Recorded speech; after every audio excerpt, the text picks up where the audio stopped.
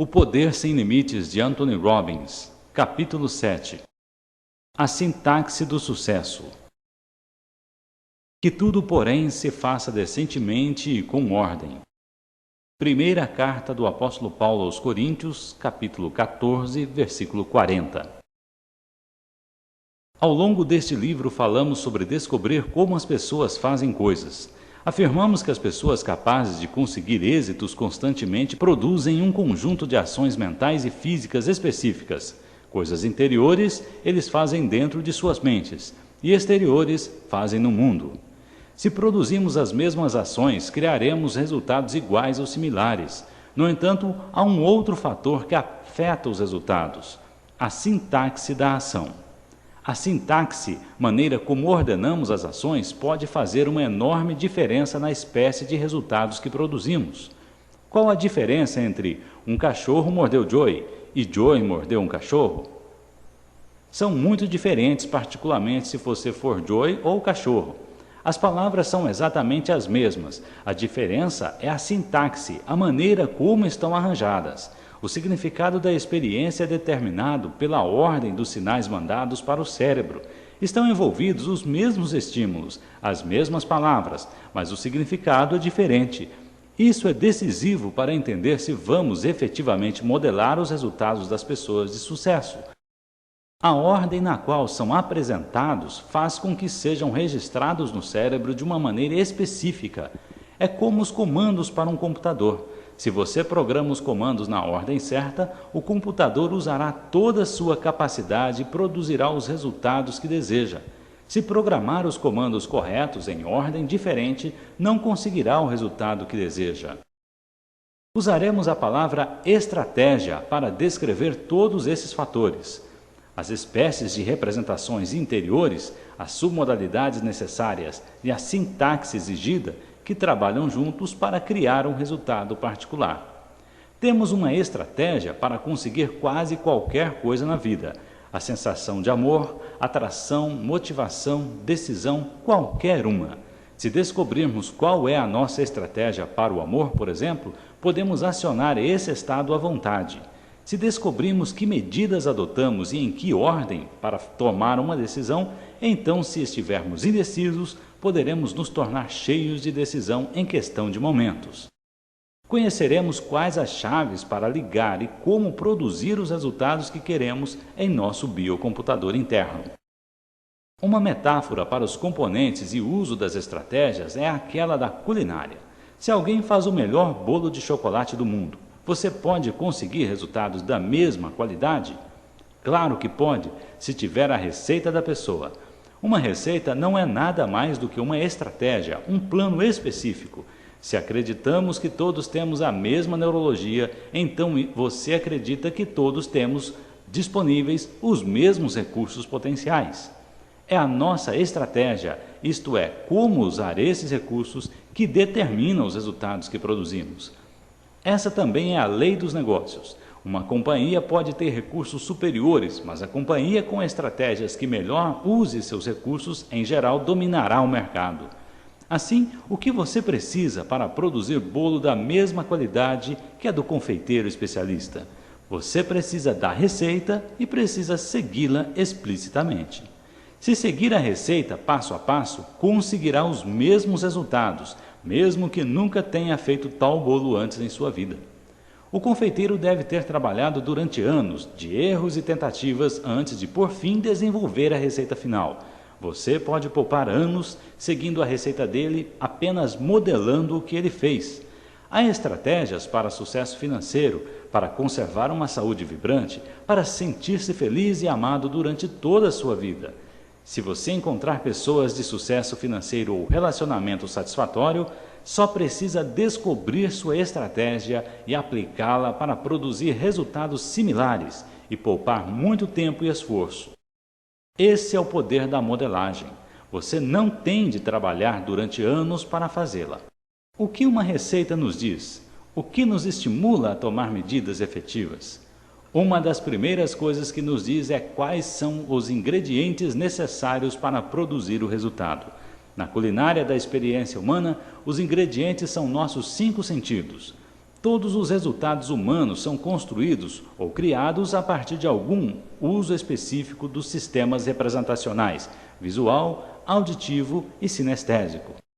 O que mais uma receita de bolo nos diz que possa permitir obter o mesmo resultado da pessoa que a criou? Diz a quantidade necessária. Ao reproduzir experiências humanas, precisamos também saber não só quais os ingredientes, mas quanto de cada um deles é aplicado. Em estratégias, podemos pensar nas submodalidades como sendo as quantidades. Elas nos dizem especificamente de quanto precisamos. Por exemplo, quão brilhante, escura, próxima ou distante é a experiência, e o tempo, e a textura. Se você sabe quais são os ingredientes e quanto deve usar, poderia agora produzir a mesma quantidade de bolo? Não, a menos que saiba também a sintaxe da produção, isto é, quando fazer o que e em que ordem. O que aconteceria se ao bater o bolo você pusesse primeiro o que o confeiteiro pôs no fim? Você produziria um bolo da mesma qualidade? Provavelmente não. Se, no entanto, usar os mesmos ingredientes, na mesma quantidade, na mesma sequência, então é claro que poderá obter resultados similares. Temos uma estratégia para cada coisa, para motivação, para comprar, para amor, para ser atraído por alguém. Certas sequências de estímulos específicos sempre alcançarão um efeito específico. Estratégias são como a combinação para o cofre dos recursos de seu cérebro. Mesmo que conheça os números, se não usá-los na sequência certa, você não será capaz de abrir a fechadura. No entanto, se pegar os números e a sequência certas, a fechadura se abrirá todas as vezes.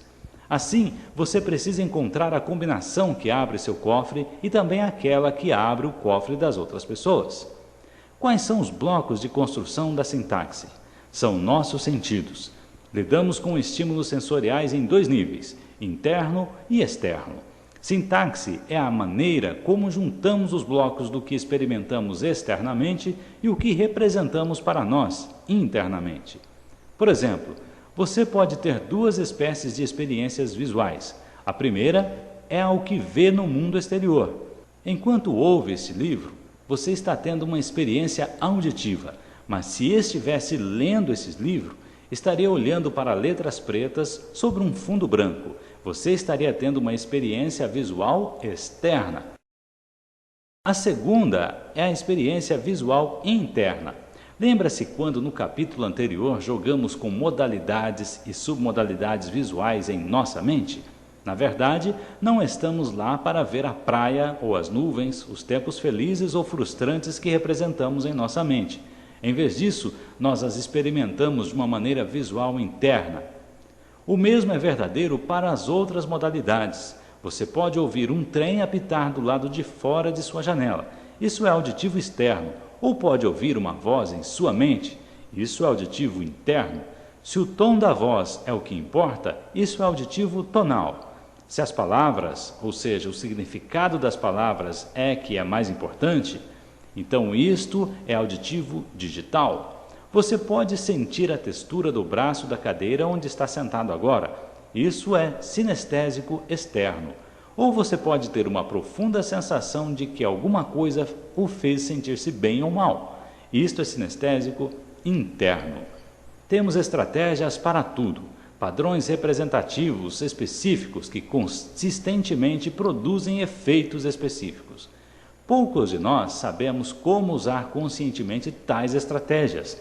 Assim, entramos e saímos de vários estados, dependendo de quais estímulos nos atingiram. Tudo o que você precisa fazer é figurar sua estratégia a fim de que possa produzir seu estado desejado sob sugestão.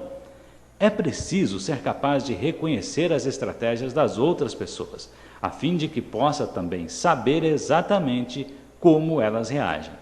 Por exemplo, há uma maneira segundo a qual você organiza consistentemente as suas experiências internas e externas para fazer uma compra? Sem dúvida que há. Você pode não saber, mas a mesma sintaxe de experiência que atrai para um carro em particular pode também atraí-lo para uma casa em particular. Há certos estímulos que, na sequência certa, de pronto o colocarão num estado receptivo para a compra. Todos nós temos sequências que consistentemente seguimos para produzir estados e atividades específicas. Apresentar informações na sintaxe de outra pessoa é uma poderosa forma de concordância. De fato, se isto for feito, efetivamente sua comunicação se torna quase irresistível, porque aciona automaticamente certas respostas. Que outras estratégias existem? Há estratégias de persuasão? Há maneiras de organizar um material que você represente para alguém que se torne quase irresistível? Sem dúvida nenhuma. Para motivação, sedução, aprendizado, atletismo, vendas, certamente que há. E sobre a depressão ou êxtase, há maneiras específicas de representar sua experiência do mundo em certas sequências que criam essas emoções? Pode apostar que há. Há estratégias para administração eficiente, há estratégias para a criatividade. Quando certas coisas são acionadas, você entra nesses estados. Você só precisa saber qual é a sua estratégia, a fim de ter acesso a um estado sob sugestão. E você precisa ser capaz de imaginar as estratégias que os outros usam a fim de saber como dar às pessoas aquilo que elas querem. Assim, o que precisamos encontrar é a sequência específica, a sintaxe específica, que produzirá um certo efeito, um certo estado. Se pode fazer isso e está disposto à ação necessária, você pode criar seu mundo como deseja, indo além das necessidades físicas da vida, como comida e água. Quase tudo mais que você possa querer é um estado. E tudo o que tem de saber é a sintaxe, a estratégia correta para chegar lá. Uma experiência de modelagem muito bem sucedida que tive foi no Exército. Fui apresentado a um general com quem comecei a falar sobre as tecnologias de desempenho ótimo, como a PNL. Disse-lhe que poderia pegar qualquer programa de treinamento que tivesse, cortar o tempo pela metade e até aumentar a capacidade das pessoas nesse período de tempo mais curto. Grande pretensão a minha, não acham? O general ficou intrigado, mas não convencido, e assim fui contratado para ensinar as práticas da PNL. Após um bem-sucedido treinamento de PNL, o Exército contratou-me para modelar programas de treinamento e simultaneamente ensinar a um grupo de seus homens como modelar com eficácia. Eu só seria pago se conseguisse os resultados que prometera. O primeiro projeto que me apresentaram era um programa de 4 dias para ensinar recrutas como atirar com uma pistola calibre 45, com eficiência e exatidão. Antes, uma média de somente 70% dos soldados que cumpriam o programa terminavam habilitados e tinham dito ao general que isso era o melhor que se podia esperar. Nesse ponto, comecei a imaginar por que eu tinha entrado nessa. Nunca havia disparado uma arma antes em minha vida, nem gostava da ideia de disparar uma. Originalmente, John Grinder e eu éramos sócios no projeto, e então senti que com sua prática de caça poderíamos realizá-lo. Então, por várias razões de horário, John de repente desistiu. Bem, você pode imaginar em que estado eu fiquei? Além do mais, ouvi um boato de que algumas pessoas do grupo de treinamento iam fazer tudo o que pudessem para sabotar meu trabalho, irritados pela quantia de dinheiro que eu iria receber. Pretendiam dar-me uma lição, sem prática de atirar, tendo perdido meu trunfo, que era John Grinder, e sabendo que havia pessoas tentando me fazer fracassar. O que eu fiz? Primeiro peguei essa imagem gigantesca de fracasso que havia criado em minha mente e literalmente a encolhi, deixando-a abaixo do normal. Então comecei a montar um novo conjunto de representações sobre o que poderia fazer. Mudei meu sistema de crenças de os melhores do exército não podem fazer o que lhes é pedido, assim é lógico que eu não possa. Para os instrutores de tiro são os melhores naquilo que fazem, mas sabem pouco ou nada sobre o efeito das representações interiores no desempenho ou como modelar as estratégias dos melhores atiradores. Pondo-me num estado de total riqueza de recursos, informei ao general que precisaria ter acesso aos seus melhores atiradores, a fim de poder descobrir o que os levava em suas mentes e ações físicas ao resultado de atirarem com eficiência e exatidão. Uma vez que descobrisse a diferença que faz a diferença, poderia ensiná-la a seus soldados em menos tempo e produzir os resultados desejados. Junto com minha equipe de modelagem, descobri as crenças-chave que alguns dos melhores atiradores do mundo compartilharam e comparei-as com as crenças dos soldados que não atiravam com eficiência. A seguir, descobri a sintaxe mental comum e as estratégias dos melhores atiradores e as copiei, a fim de poder ensiná-las para um atirador iniciante. Essa sintaxe foi o resultado de milhares, talvez centenas de milhares de tiros e mudanças de minuto em suas técnicas. Então modelei os componentes-chave de suas fisiologias, tendo descoberto a estratégia ótima para produzir o resultado chamado atirar com eficácia, dei um curso de dia e meio para atiradores iniciantes. Quando testados em menos de 2 dias, 100% dos soldados foram qualificados e o número dos que se qualificaram no mais alto nível, perito, foi 3 vezes mais do que os que faziam o curso padrão de 4 dias. Ensinando a esses novatos como produzir os mesmos sinais para seus cérebros que os peritos produzem, nós os tornamos peritos em menos da metade do tempo. Peguei então os homens que havia modelado, os maiores atiradores do país, e ensinei-lhes como intensificar suas estratégias. O resultado, 1 hora mais tarde, o homem fez muito mais pontos do que em 6 meses. Outro atirou mais na mosca do que em qualquer competição de que se lembrava, e o instrutor teve dificuldade em vencer esses 2 homens. O coronel, em sua comunicação para o general, chamou a isso de o primeiro avanço no tiro de pistola desde a Primeira Guerra Mundial. O ponto fundamental é você entender que mesmo quando tem pouca ou nenhuma informação anterior, e mesmo quando as circunstâncias parecem impossíveis, se você tiver um modelo excelente de como produzir um resultado, você pode descobrir especificamente o que o modelo faz e reproduzi-lo e assim produzir resultados similares num período de tempo mais curto do que lhe parecia possível. Uma estratégia muito mais simples é aquela usada por muitos atletas para modelar o melhor em seu setor. Se quiser modelar um esquiador perito, você deve primeiro observar cuidadosamente para ver como é sua técnica. Enquanto observa, pode mover seu corpo com os mesmos movimentos, até parecer ser uma parte de você. Se já observou os esquiadores, pode ter feito isso involuntariamente. Quando o esquiador observado precisa virar, você vira por ele, como se fosse você quem estivesse esquiando. A seguir, deve fazer uma imagem interior de um perito esquiando. Você foi do visual exterior para o sinestésico exterior e para o sinestésico interior. Agora você formaria uma nova imagem visual interior, desta vez dissociada da sua imagem esquiando. Seria como assistir a um filme com você modelando a outra pessoa, o mais precisamente possível. A seguir, entraria dentro dessa imagem e, de uma maneira associada, experimentaria como seria sentir desempenhar a mesma ação da maneira exata que o atleta perito fez. Você repetiria isso tantas vezes quantas fossem preciso para se sentir completamente à vontade fazendo. Assim, teria se provido da estratégia neurológica específica que o poderia ajudar a mover-se e realizar-se em níveis ótimos.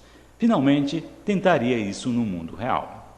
Você poderia delinear a sintaxe dessa estratégia, e essa é uma das centenas de maneiras pelas quais pode modelar alguém. Lembre-se, há muitas maneiras de produzir resultados. Não há maneiras certas ou erradas. Há somente maneiras efetivas ou ineficazes de conseguir seus desejos. É óbvio que você pode produzir resultados mais precisos se estiver bem informado sobre todas as coisas que uma pessoa faz para produzir um resultado. O ideal seria que, ao modelar alguém, você também modelasse sua experiência interior, sistemas de crenças e sintaxe elementar. No entanto, só de observar uma pessoa, você pode modelar muito de sua fisiologia. E fisiologia é um outro fator que cria o estado em que estamos, e assim os tipos de resultados que produziremos. Falaremos sobre a fisiologia no capítulo 9. Uma área crucial onde o entendimento das estratégias e sintaxes pode fazer a maior diferença é a do ensino e aprendizagem. Por que algumas crianças não podem aprender? Estou convencido de que há 2 razões importantes. Primeiro, em geral, nós não sabemos a estratégia mais efetiva para ensinar a alguém uma tarefa específica. Segundo, os professores poucas vezes têm uma ideia exata de como crianças diferentes aprendem. Lembrem-se, nós todos temos estratégias diferentes. Se você não sabe a estratégia de aprendizagem de alguém, vai ter muito aborrecimento tentando ensiná-la. Por exemplo, algumas pessoas são péssimas em pronúncia. É porque são menos inteligentes do que as que pronunciam bem? Não. O sucesso da pronúncia pode ter mais a ver com a sintaxe de seus pensamentos, isto é, como você organiza, arquiva e recupera a informação de um contexto dado. Se você é capaz ou não de produzir resultados consistentes, é só uma questão de se sua atual sintaxe mental apoia a tarefa que está pedindo a seu cérebro. Tudo o que vê, ouve ou sente é guardado em seu cérebro. Inúmeros projetos de pesquisas mostraram que as pessoas em transe hipnótico podem lembrar coisas que eram incapazes de recordar conscientemente. Se você não está pronunciando certo, o problema é a maneira como está representando as palavras para si. Então, qual a melhor estratégia para a pronúncia? Por certo, não é a sinestésica. É difícil sentir uma palavra. Não é bem auditiva porque há muitas palavras que você não pode fazer soar efetivamente. O que requer a pronúncia, então? Requer a habilidade de guardar caracteres interiores visuais como uma sintaxe específica. A maneira de aprender a pronunciar é fazer imagens visuais que possam ser de fácil acesso a qualquer hora. Tome a palavra Albuquerque. A melhor maneira de aprender a pronunciá-la não é repetir as sílabas muitas e muitas vezes, é guardar a palavra como uma imagem em sua mente. No próximo capítulo, vamos aprender algumas das maneiras que dão acesso às diferentes partes do cérebro.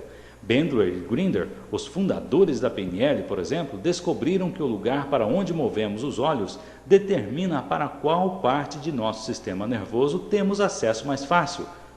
Entraremos nessas disposições mentais de acesso com detalhes mais adiante. Por agora, note apenas que a maioria das pessoas lembra-se melhor de imagens visuais olhando para cima e para a esquerda delas. A melhor maneira de aprender a pronunciar Albuquerque é colocar a palavra acima e à sua esquerda, formando uma imagem visual clara dela. Neste ponto, preciso acrescentar outro conceito: separação. Em geral, as pessoas podem conscientemente processar só de 5 a 9 pedaços de informação por vez. Pessoas que aprendem com rapidez podem dominar até as mais complexas tarefas porque cortam as informações em pequenos passos e depois as reúnem no todo original. A maneira de aprender a pronunciar Albuquerque é quebrá-la em 3 pedaços menores. Assim, albu, quer, que.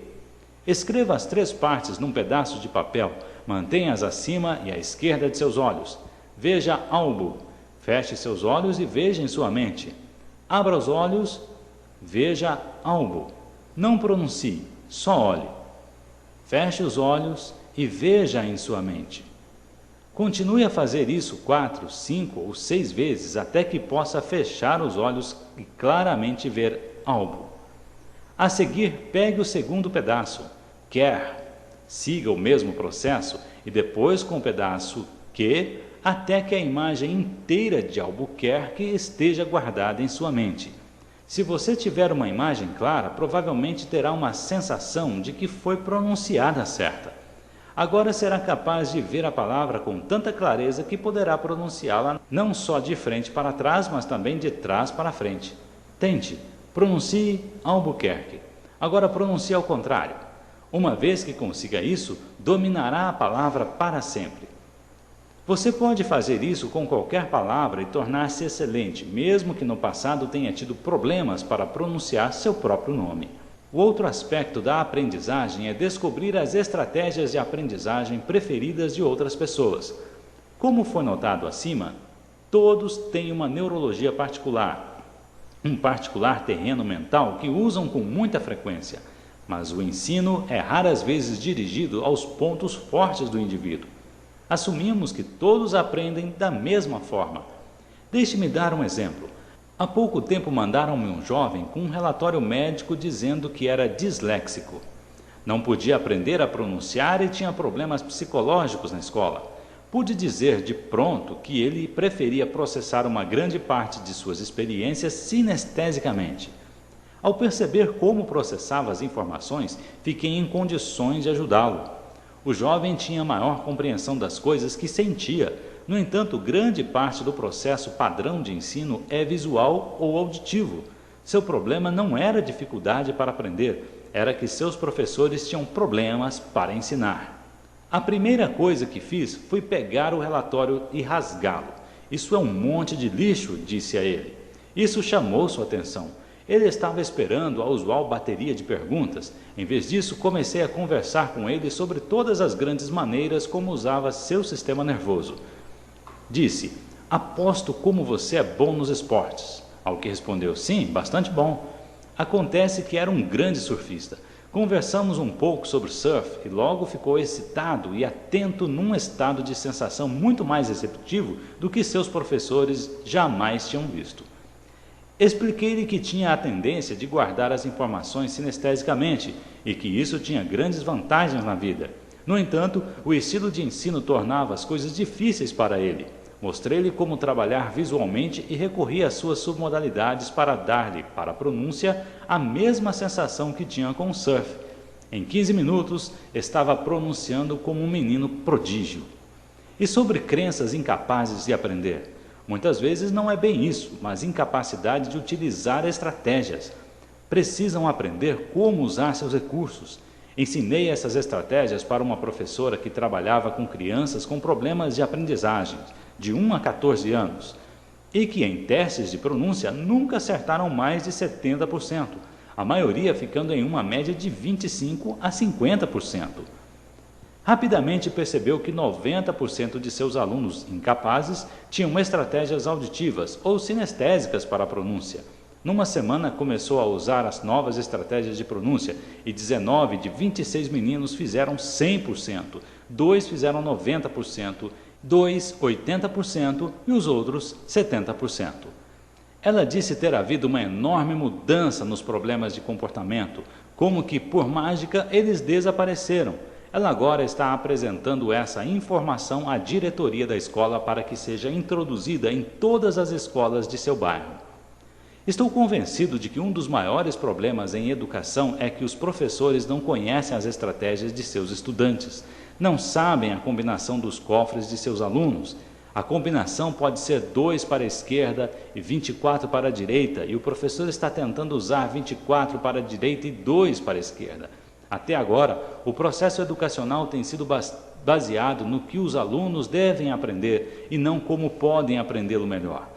As técnicas de desempenho ótimo nos ensinam as estratégias específicas que diferentes pessoas usam para aprender e também as melhores maneiras de aprender um assunto específico, tal como pronúncia. Você sabe como Albert Einstein foi capaz de conceber a teoria da relatividade?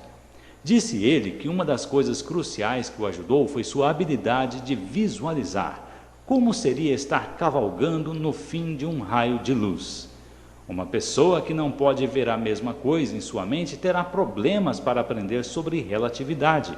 Assim, a primeira coisa a aprender é a maneira mais efetiva de dirigir seu cérebro. É sobre isso precisamente que versam as técnicas de desempenho ótimo. Elas nos ensinam como usar as mais efetivas estratégias para produzir com mais rapidez e facilidade os resultados que queremos. Os mesmos problemas que encontramos na educação ocorrem em quase todos os outros campos. Use o instrumento errado ou a sequência errada e conseguirá o resultado errado. Use o certo e conseguirá maravilhas.